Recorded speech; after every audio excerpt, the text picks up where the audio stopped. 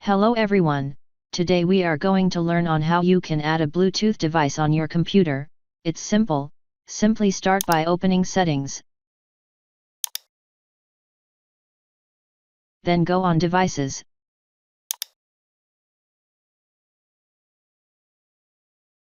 Then click on Add Bluetooth or other devices. Then click on Bluetooth. As you acquire this method, make sure the device you want to add in has its Bluetooth opened, then click on Connect.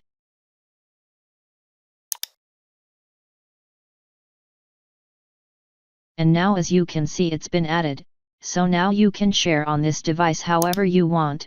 Thanks for watching, and if you are new, make sure you subscribe.